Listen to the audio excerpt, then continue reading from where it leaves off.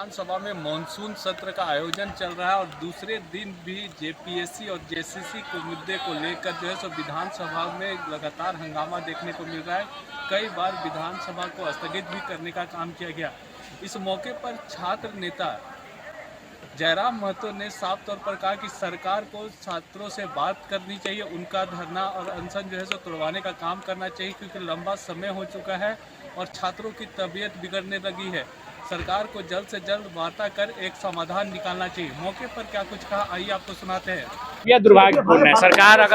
सरकार को चाहिए वार्ता करे और उन बिंदुओं पे चर्चा करे जिन बिंदुओं के आलोक में आंदोलन हो रहा है। और मांगे क्या है? जेपीएससी 14वीं जो प्रीलिम्स की परीक्षा है और उस परीक्षा में जो व्यक्ति अभियुक्त बने हैं अभय तिवारी, उन्होंने जेएसएससी सीजीएल की परीक्षा सेकंड रैंक के साथ पास किया था और उसके परिवार के कई सदस्य भी उस परीक्षा में पास हुए हैं। तो स्पष्ट है कि वह व्यक्ति जिन जिन परीक्षाओं में सम्मिलित हुआ है और टीडीपीएल कंपनी का जिस जिस परीक्षा में हाथ है, कहीं ना कहीं वो जांच के दायरे में आते हैं, वो कटघरे में आकर खड़े होते हैं, उनकी कार्य प्रणाली पर सवाल खड़ा होता है। अतः मुझे पूर्ण विश्वास है और ये सत्य है, अगर सही से जांच हो तो प्रमाणित हो जाएगा। लाखों रुपए में सीटों को बेचा गया है, जो नियुक्तियां दी भी गई हैं उनको भी लाखों रुपए में बेचा गया है। तो ऐसे में जांच होनी चाहिए। मैं टी शर्ट के माध्यम से हम वही संदेश देना चाहते हैं, जो चूंकि विधानसभा का सत्र छोटा है, चलेगा नहीं, तो अपने शब्दों को हम लोग टी शर्ट के माध्यम से लेकर आए हैं। तो ये सीबीआई और ईडी इसलिए मांग कर रहे हैं क्योंकि इसमें मनी लॉन्ड्रिंग का भी मामला आएगा। आप देखें, आज का अखबार आपने पढ़ा होगा, अभय तिवारी ने स्वीकार किया है कि 60 लाख तक का मतलब सेटिंग में 60 लाख तक का हेरफेर हुआ है एक सीट के लिए।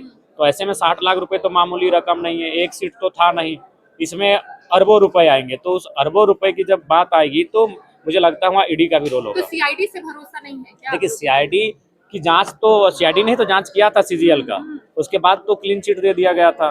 तो ऐसे में अगर सीआईडी पे भरोसा हम नहीं कर पा रहे, उसका मूल कारण है उनकी कार्य प्रणाली। इसलिए जयराम जी अभी तक की आज जो छात्र नेत्री हैं वो आज प्रदर्शन करने वाली है, विधानसभा घेराव करने वाली, क्या जयराम महतो साथ रहेंगे? हम तो आज सेशन चल रहा है तो आज तो साथ कैसे रहेंगे? बाकी सभी को से लोकतांत्रिक भारत है, सब अपने अपने स्तर से प्रदर्शन कर सकते हैं। उनका अपना शायद कोई संघ है, छात्र संघ है, उनके माध्यम से है। जयराम जी लास्ट क्वेश्चन अभी तक नहीं हुआ है, छात्रों की बात हुई है लेकिन यहाँ सरकार से वार्ता नहीं हो रही है। नहीं, ये दुर्भाग्यपूर्ण है। महागठबंधन के देश के सबसे बड़े नेताओं में से एक है राहुल गांधी, और अगर उनके स्टेटमेंट के बाद भी सरकार वार्ता नहीं कर पा रही तो इसको हम क्या कह सकते हैं? इनको कह सकते हैं कि अपने अभिमान में और अभिमान से कुछ नहीं होता। इन्हें विनम्रता दिखानी चाहिए, छात्रों से संवाद करनी चाहिए और समाधान 1-1.5 घंटे में समाधान हो जाएगा। सरकार को भी मालूम है मुद्दे क्या हैं, किसी से नहीं छिपा है। धन्यवाद।